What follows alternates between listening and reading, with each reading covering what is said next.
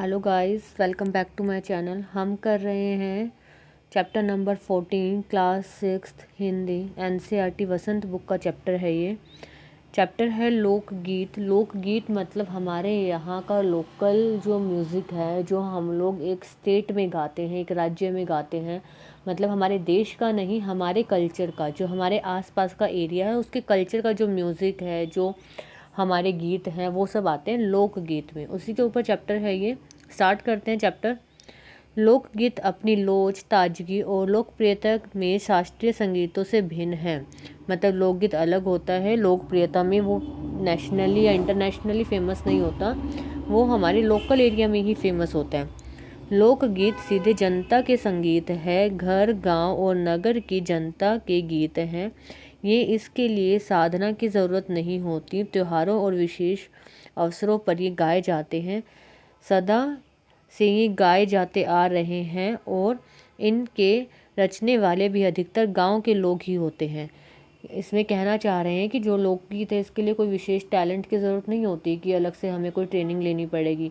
आम लोगों के बनाए हुए होते हैं। जैसे कि आपने देखा होगा हमारे आसपास शादी वादी के टाइम पे औरतें आपस में बैठकर गाना गाती हैं। हर कल्चर के अपने गीत होते हैं, वो लोग वो वाला गीत गाते हैं शादी में जो उनके यहाँ का फेमस होता है। तो ये सारा जो होते हैं वो लोकगीत का पार्ट होते हैं। स्त्रियों ने भी इनकी रचना में विशेष भाग लिया है। ये गीत बाजों की मदद के बिना या साधारण ढोलक, झांझ, करताल, बांसुरी आदि की मदद से गाए जाते हैं। ये सारे इंस्ट्रूमेंट्स हैं, लोकल इंस्ट्रूमेंट जो हम लोग यूज़ करते हैं, इन सब की मदद से ये गीत गाए जाते हैं। एक समय था जब शास्त्रीय गीत ने के सामने इनको हे माना जाता था। हे मतलब हीन मतलब कम समझा जाता था। अभी हाल तक इनकी बड़ी अपेक्षा की जाती थी, पर इधर साधारण जनता की और जो लोगों की, ये कहना चाह रहे हैं कि पहले ना इस लोकगीत को बहुत कम माना जाता था कि इसकी कोई वैल्यू नहीं थी, बट टाइम के साथ साथ टाइम चेंज हुआ, इसकी वैल्यू भी काफ़ी बढ़ गई है। नज़र फिरी तो साहित्य और कला के क्षेत्र में भी परिवर्तन हुआ। अनेक लोगों ने विविध बोली के लोक साहित्य और लोकगीतों की संग्रह पर कमर बांधी है और इस प्रकार के अनेक संग्रह अब तक प्रकाशित भी हो चुके हैं। बट टाइम चेंज हुआ है, अब तो काफ़ी एल्बम्स भी निकलती है। जैसे कि पंजाबी एल्बम्स अलग निकलती है, तो पंजाबी कल्चर कहीं ना कहीं सारे अडोप्ट कर रहे हैं। हरियाणवी अलग से एल्बम्स निकलती हैं, या फिर मराठी अलग से अपनी एल्बम्स निकालते हैं। जो वहाँ के लोकगीत हैं उन वो पर प्रॉपर प्रकाशित भी होते हैं। लोकगीत के कई प्रकार होते हैं। इनका एक प्रकार तो बड़ा ही ओजस्वी और सजीव है। यह इस देश के आदिवासियों का संगीत है। मध्य प्रदेश, दक्कन, छोटा नागपुर में घोड़-खाड़, ओराव, मुंड, भील, संथाल आदि फैले हुए हैं, जिनमें आज भी जीवन नियमों की जकड़न में बंध न सका और निर्दय लहराता है। ये लोग अब एक्सप्लेन कर रहे हैं कि कहाँ कहाँ से ये लोकगीत का जन्म हुआ है, कहाँ कहाँ पर लोकगीत का ज़्यादा प्रचलन है। 20-20, 30-30 आदमी और औरतों के दल एक साथ या एक दूसरे के जवाब में गाते हैं। दिशाएं गूंज उठती है। पहाड़ों के अपने अपने गीत हैं। उनके अपने अपने भिन्न रूप होते हुए भी अशास्त्रीय होने के कारण उनमें अपनी एक समान भूमि है। मतलब पहाड़ों के जो लोकगीत है वो बहुत ज़्यादा फेमस है। वहाँ पर जब गीत गाए जाते हैं तो जबकि वहाँ की बहुत अलग अलग डिफरेंट डिफरेंट कल्चर है, फिर भी उन गीतों के कारण काफ़ी कुछ हमें सिमिलैरिटी मिल जाती है। फिर से जगहों के नाम बता रखे हैं, जैसे गढ़वाल, किन्नौर, कांडा आदि के अपने अपने गीतों और उनके गानों की अपनी अपनी विधियाँ हैं। उनका अलग नाम ही पहाड़ी पड़ गया। मतलब यहाँ के जो सारे गीत हैं सबका अलग अलग है, बट मिक्स रूप से हम अगर पहाड़ी गीतों को कहेंगे तो वो गढ़वाल, किन्नौर और कांगड़ा के गीतों को ही हम पहाड़ी गीत कहेंगे। वास्तविक लोकगीत देश के गांवों और देहातों में है। मतलब और एक्चुअल लोकगीत कहाँ मिलेगा? हमारे देश के गांवों में, देहातों में। इनका संबंध देहात की जनता से है। बड़ी जान होती है इनमें। चैता, कजरी, बारहमासा, सावन आदि मिर्ज़ापुर, बनारस और उत्तर प्रदेश की पूर्वी और बिहार की पश्चिमी जिलों में गाए जाते हैं। बाउल और भतियाली बंगाल के लोकगीत हैं। ये जगहों के नाम गिवन है, उस अकॉर्डिंग आपको उसके लोकगीत याद करने पड़ेंगे। पंजाब में माहिया आदि इसी प्रकार के हैं। हीर रांझा, सोहनी महिवाल संबंधी गीत पंजाब में और ढोलक मारू आदि के गीत राजस्थान में बड़े चाव से गाए जाते हैं। इन देहाती गीतों की रचयिता कोरी कल्पना को इतना मान न देकर अपने गीतों के विषय रोज़मर्रा की बहते जीवन से ले लेते हैं, जिनसे वे सीधा मर्म को छू लेते हैं। मतलब जो ये गीत होते हैं ये सिर्फ इमेजिनरी एक लाइफ पर डिपेंड नहीं होते, जैसे हम बोलते हैं ना फिल्मी दुनिया, ये गीत फिल्मी दुनिया से रिलेट नहीं करते। ये गीत रिलेट करते हैं एक्चुअल जो हम लोग जीवन जीते हैं ना, एक वहाँ का जो कल्चर होता है, लोगों का जीवन, वहाँ की जो समस्याएं होती हैं या फिर जो वहाँ की खूबियाँ होती हैं, तो उन सब चीज़ों से ही ये गीत रिलेट करते हैं। उन्हीं सब चीज़ों को ध्यान में रखकर ये गीत बनते हैं। उनके राग भी साधारणतः पीलू, सारंग, दुर्गा, सावन, सोरठ आदि हैं।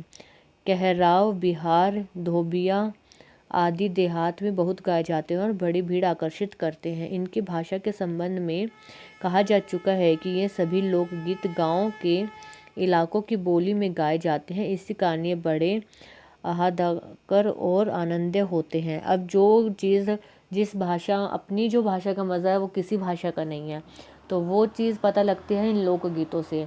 अपनी भाषा के गीत बहुत अच्छे लगते हैं, इसीलिए बहुत फेमस हो जाते हैं।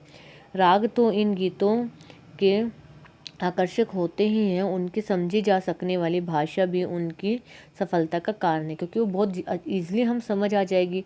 जैसे अगर पंजाबी है तो उनके लिए पंजाबी गाने समझने बहुत मुश्किल नहीं है, बहुत ईजिली समझ आ जाएंगे पंजाबी लोगों को पंजाबी गाने। ऐसे ही जो इंग्लिश अगर पसंद करते हैं तो उनके लिए इंग्लिश गाने समझना ईजी है। बट अगर हम बात करें, अगर पंजाबी को बोल दो कि इंग्लिश गाने सुन ले तो उसके लिए तो बहुत मुश्किल हो जाएंगे ना। तो जो लैंग्वेज है वो बहुत बड़ा रीज़न बनता है इन गानों की सक्सेस का। आगे इन्होंने बोला है, भोजपुरी में करीब 30-40 वर्षों से विदेशिया का प्रचार हो रहा है। गाने वालों के अनेक समूह इन्हें गाते हुए देहात में फिरते हैं। उधर के जिलों में, विशेषकर बिहार में, विदेशिया से बढ़कर दूसरे गाने लोकप्रिय नहीं हुए। इन गानों की अधिकतर रसिक प्रियों और प्रियाओं की बात रहती है। परदेशियों प्रेमियों की ओर इनसे करुणा और विरह का रस बसता है। ये चैप्टर बहुत आपको मतलब लर्न करने वाला, इसमें ज़्यादा पार्ट रहेगा, इसमें कुछ ज़्यादा समझने वाला पार्ट नहीं है, लर्न करने वाला ज़्यादा पार्ट रहेगा इसमें आप लोगों का। जंगल की जातियों आदि के भी दल गीत होते हैं जो अधिकतर विरह आदि में गाए जाते हैं। पुरुष एक और स्त्रियां दूसरी और एक दूसरे को जवाब के रूप में दल बांधकर गाते हैं और दिशाएं गुंजा देते हैं। पर इधर कुछ काल से इस प्रकार की दलीय गायन का ह्रास हुआ है। मतलब आजकल इस तरह के गाने नहीं गाते कि एक तरफ जेंट्स आ जाते हैं, एक तरफ सारी लेडीज़ आ जाते हैं, फिर एक दूसरे से टोंट करते हुए, मतलब एक दूसरे को ताने मारते हुए गीत गाते हैं। इस दूसरे प्रकार के बड़े लोकप्रिय गीत अल्लाह के हैं। अधिकतर ये बुंदेलखंडी में पाए जाते हैं। आरंभ में इनका चंदेल राजाओं की राजकवियों जगनीक के नाम से जाने जाते थे, जिसने अल्लाउद्दीन की वीरता पर अपने महाकाव्य के बखान किया, पर निश्चित ही उसके छंद को लेकर जनबोली में उसके विषय को दूसरे देहाती कवियों ने भी समय समय पर अपने गीतों में उतारा और ये गीत हमारे गांव में आज भी बहुत प्रेम से गाए जाते हैं। इन्हें गाने वाले गांव-गांव ढोलक लिए गाने फिरते हैं। इसी की सीमा पर उन गीतों का भी स्थान है जिन्हें नट रस्सियों पर खेल करते हुए गाते हैं। अधिकतर ये गद्य और इनके अपने बोल हैं। अनंत संख्या अपने देश में स्त्रियों के गीतों की है, तो ये गीत भी लोकगीत ही, पर अधिकतर इन्हें औरतें ही गाती हैं। इन्हें सृजती भी अधिकतर वही है। वैसे मर्द रचने वाले और गाने वालों की कमी नहीं है। मतलब लोकगीत बेशक ज़्यादा पार्टिसिपेशन इसमें लेडीज़ का रहता है। ज़्यादातर औरतें गाती हैं इस तरह के गीत, और वहीं बनाती भी हैं और गाती भी हैं, बट फिर भी बहुत सारे रेशो जेंट्स का भी मिल जाता है। इन गीतों का संबंध विशेषतः स्त्रियों से है। इस दृष्टि से भारत इस दिशा में सभी देशों से भिन्न है, क्योंकि संसार के अन्य देशों में स्त्रियों के अपने गीत मर्दों या जनगीतों से अलग और भिन्न नहीं है, मिले जुले ही हैं। कि बहुत काफ़ी हद तक इंडिया में भी ये वाले गीत औरतें ही बनाती हैं और गाती हैं। त्योहारों पर नदियों में नहाने जाने के राग, विवाह और मटकोड़ जोनर के संबंध के लिए, प्रेम युगल नदी के लिए, मतलब हर अवसर के लिए अलग गीत होते हैं। हम शादी के कह लें, अलग गीत होते हैं। शादी के बाद रस्में होती है, बच्चा कोई पैदा होता है, उसके अलग गीत होते हैं। अगर हर फंक्शन के हर एक तरह के अलग अलग लोकगीत होते हैं। जन्म आदि सभी अवसरों के अलग अलग गीत होते हैं जो स्त्रियां गाती हैं। इन अवसरों पर कुछ आज से ही नहीं बल्कि बड़े प्राचीन काल से वे गाती रही हैं। मतलब कोई आज से हमारे कल्चर नहीं है कि इन फंक्शनों के टाइम पे जब भी कोई खुशी का माहौल होता है तो लोकगीत गाए जाते हैं, पहले के टाइम से गाए जाते हैं। महाकवि कालिदास आदि ने भी अपने ग्रंथों में उनके गीतों को हवाला दिया है। सोवर, बानी, सेहरा आदि उनके अनंत गानों में से कुछ एक है। वैसे तो 12 मासे पुरुष के साथ साथ नारियां भी गाती हैं। एक विशेष बात यह है कि नारियों के गाने साधारणतः अकेले नहीं गाए जाते, दल बांधकर गाए जाते हैं। अनेक कंठ एक साथ फूटते हैं, यद्यपि अधिकतर उसमें मेल नहीं होता, फिर भी त्योहारों और शुभ अवसरों पर भी बहुत ही भले लगते हैं। मतलब जो लोकगीत होते हैं, कोई उसमें सुर ताल का ज़्यादा ध्यान नहीं रखा जाता, बट स्टिल वो बहुत अच्छे लगते हैं जब भी वो गाए जाते हैं। गांव और नगरों में गायिकाएं भी होती हैं जो विवाह, जन्म आदि के अवसर पर गाने के लिए बुला ली जाती हैं। ऋतुओं में स्त्रियां उल्लास होकर दल बांधकर गाती हैं, और होली, बरसात की करजी आदि तो उनके लिए अपनी चीज़ है जो सुनते ही बनती है। पूर्व की बोलियों में अधिकतर मैथिली, कोकिल, विद्यापति के गीत गाए जाते हैं, पर सारे देश के कश्मीर से कन्याकुमारी से लेकर तक तथा काठियावाड़, गुजरात, राजस्थान से उड़ीसा, आंध्र तक अपने अपने विद्यापति हैं। स्त्रियां ढोलक की मदद से गाती हैं। अधिकतर उनके गाने के साथ साथ नाचने का भी फुट होता है। गुजरात का एक प्रकार का दलीय गान गरबा है। मतलब गुजरात का जैसे गरबा है वो वहाँ का लोकल गीत है, और जैसे आजकल तो सभी को पता है, बट वो मेनली वो गुजरात का है और वहीं फेमस है। जिस विषय विधि में घेरे में घूम घूम कर स्त्रियाँ गाना गाती है, साथ ही लड़कियाँ भी बजाती हैं जो बाजे का काम करती हैं। इसमें नाच गाना साथ साथ चलते हैं।